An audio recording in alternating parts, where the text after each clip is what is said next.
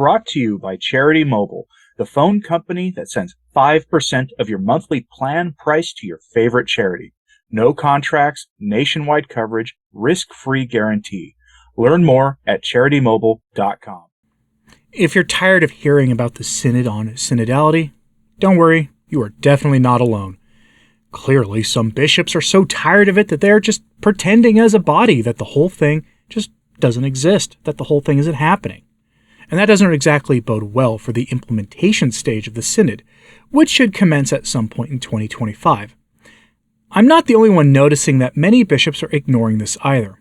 Clearly, the Catholic media, who doesn't think Francis is enough of a modernist, are pointing this out, and they're using their allied lay mouthpieces to amplify their questioning of the motives of some of these bishops that we're going to go over now. All of that is happening while other bishops are standing up to the heretics in their midst. The Church is more divided than ever before, which is perhaps the most noteworthy fruit of the alleged papacy of Francis. Let's dive into these stories today. But first, let's check in with the unique and sole expression of the Roman Rite.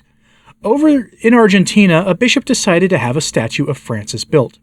Yes, a statue, and as you can see here, it's not exactly the most awe-inspiring statue ever built by the hands of man. The angle this photograph was taken from adds a certain level of kind of creepiness to the picture. It's honestly kind of unsettling to look at. But I want to make something abundantly clear. Francis actually did not ask for the statue to be built. In fact, he's quite rightly asked people not to build statues of him. I agree unequivocally, and not just because I disagree strongly with most things he does. I don't like the idea of a living pontiff or papal claimant having a monument built to them. Let that stuff happen after they've resigned, retired, or gone to their particular judgment. So for once, I agree with Francis on this, and without question. Mark that one on the calendar, I guess. Now, the Worldwide Synod on Synodality is getting a lot of pushback from bishops. Even some bishops who are just too afraid to speak publicly against the Synod are speaking by their inaction. The U.S. Conference of Catholic Bishops is going to meet very shortly as a body, and the Synod on Synodality isn't even on their agenda. We'll get to them in a moment. That has definitely caused some consternation.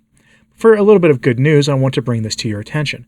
Archbishop Gadecki of Poland wrote a letter last year to the German bishops trying to correct their errors on the German Synodal Way, which is technically a separate process from the whole Worldwide Synod on Synodality, but has had pretty much the same results as the Worldwide Synod, so really it is part of the larger Synod. The letter was just made public by CathCon blog. I can give you the full text this weekend if you want in a video, but again, it came out originally last year, so I'm inclined not to, but if you really want it, let me know. But for our purposes, the following quote gives us a good summary. Archbishop Gadecki very politely accuses the German bishops of being motivated by something other than the gospel. He pretty much accuses them of being motivated by love of the world first and foremost, which is, of course, something our Lord condemns in the Gospels.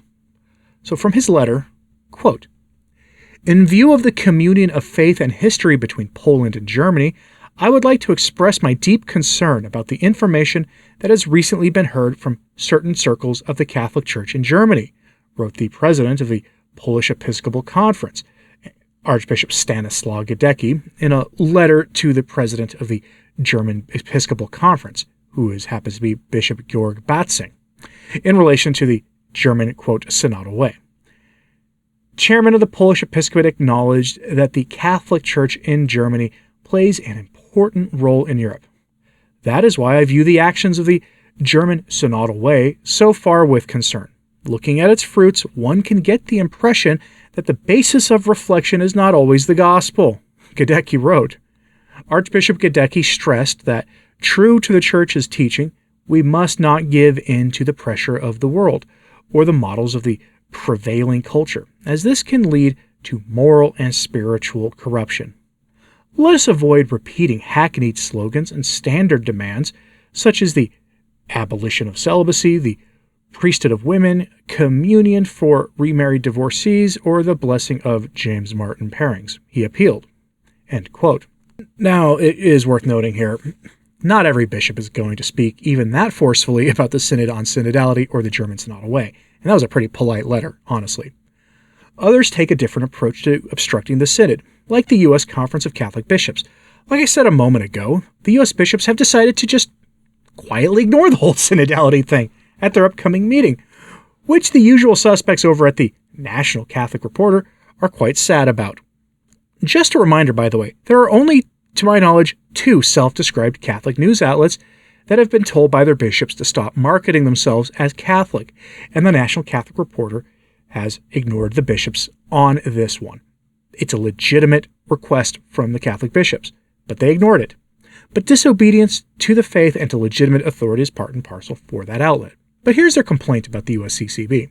Quote, "What the bishops apparently will not hear are any briefings about recent developments or upcoming milestones related to Pope Francis's ongoing process for the 2021 to 2024 Synod. The 3-year global effort at listening and dialogue that the pontiff has said is what, quote, God expects of the Church of the third millennium. The Synod's absence from a preliminary agenda, the Bishops' Conference released for the June 14th to 16th meeting, is the latest stark example of how the U.S. Episcopate has sometimes resisted or dismissed Francis's priorities for the universal Church. It's astonishing that synodality is absent from the agenda, but it reflects a more general problem in the Catholic Church as a whole in the U.S., where interest for the Synod has been weak, or in some cases, it's been resisted," said Massimo Fascioli, a church historian and theologian at Villanova University. End quote. Massimo Fascioli has one of those names you have to be kind of careful saying on YouTube, might accidentally set off the algorithm in a negative way, but he is one of the more high-profile voices for Francis in North America among the laity. He's a college professor, among other things, and has constantly been an attack dog for Francis against the American resistance to him. Though, since the release of Francis's new document about social media, he's generally cooled down a little in his off-the-cuff rhetoric. His taking a leading role in trying to correct the bishops is not surprising, though, to be honest.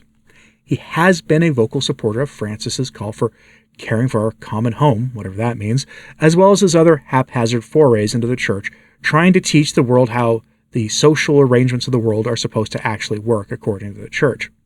It's especially not surprising, given what the depths of the omissions on Francis's agenda the U.S. bishops are really getting into here. You see, they're clearly pretending that Francis' papacy doesn't exist, at least for the purposes of this meeting. For those of you who don't think he's the Pope and never was, you might take that as a sign of hope. Personally, I think most of them just want him to be gone and are pretending that he already is. A different article from the National Catholic Register, or Reporter rather, that expresses the perplexity of the editorial staff of that fake Catholic rag of a newspaper really lays out what is missing here. It's pretty much the entire Francis program. Sean Michael Winters here over at the National Catholic Reporter really lays this out. Quote, "The current strategic plan is remarkable for its lack of engagement with the pontificate of Pope Francis. There's nothing about care for creation, nor about the urgency of the worldwide, we'll call it moving around of people, crisis.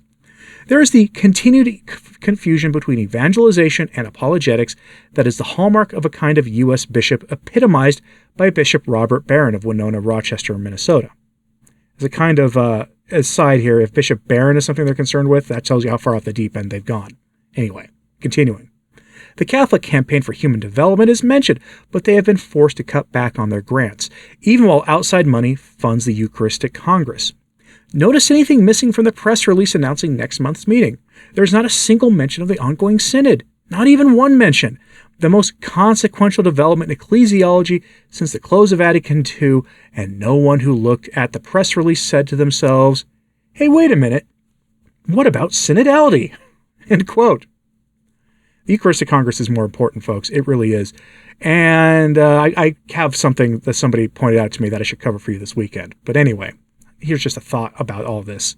Maybe the U.S. bishops are ignoring synodality, because most of the laity in the U.S. ignored it too. Maybe we're all tired of synodality. Maybe none of us wants the new religion represented by synodality and dialogue and listening and accompaniment and lukewarmness in the face of social chaos. Maybe none of us wants it. Just a thought. It would be nice if Francis would stand up for the faith in the rising tide of an emboldened evil in the world, but no, he doesn't really do much of anything, including trying to keep the laity in line. Most Catholics seem indifferent to or even supportive of some of the greatest evils in the world today, which isn't really that surprising. The post-Vatican II era has been characterized by many things, but I think we can sum it all up under the title of institutionalized lukewarmness. It is the rule of the day. Lukewarmness is the rule of the day, for fear that we might offend somebody. Instead, we choose to walk together, whatever that means. But we all know how our blessed Lord felt about the lukewarm. Now, I'm going to leave you with this thought today, which comes from Pope St. Leo the Great. He describes what the state of the church will be like before the arrival of the Antichrist. The church will be weakened on every front, including the most disciplinary practices typical Catholics observe will just barely be observed, if at all. When that time comes, it is the time of Antichrist. Here's what he has to say in his famous reflection on the book of Job. Quote, "For by the awful course of the secret dispensation, God allowing evil to grow until the end times, before this Leviathan, the Antichrist, appears in the accursed man whom he assumes, Antichrist, signs of power are withdrawn from the Holy Church. For prophecy is hidden, the grace of healing is taken away, the power of longer abstinences is weakened, the words of doctrine are silent, the prodigies of miracles are removed. And though the heavenly dispensation does not entirely withdraw them, yet it does not manifest them openly and in manifold ways as in former times. And this is so caused by a wonderful dispensation, in order that the divine mercy and justice may be fulfilled together by one and the same means. For when Holy Church appears as if she were more abject on the withdrawal of signs of power, both the reward of the good increases, who reverence for her for the hope of heavenly things, and not on account of present signs, and the mind of the wicked is the more quickly displayed against her, who neglect to pursue the invisible things which she promises, when they are not constrained by the visible signs. When, therefore, the humility of the faithful is deprived of the manifold manifestation of wonders, by the terrible judgment of the secret dispensation, there is heaped upon more abundant mercy for the good, and just anger for the evil, by the same means, because these signs of power cease in great measure in Holy Church, before this Leviathan manifestly and visibly comes. It is now rightly said, want will go before his face." End quote. Pope St. Leo the Great was one of the great minds of the church, one of the greatest minds of the church. But does his description sound familiar? Let me know if this sounds like the synodal church of the New Advent to you, if it sounds like our times in the world today, and let me know if you're surprised that the U.S. bishops are ignoring Francis's program, and what you think of that abominable statue in Argentina. And go ahead and like and subscribe if you haven't at this point, as well as share this on social media. That helps a ton, too. And as always, pray for the church. I'm Anthony Stine. Ave Maria.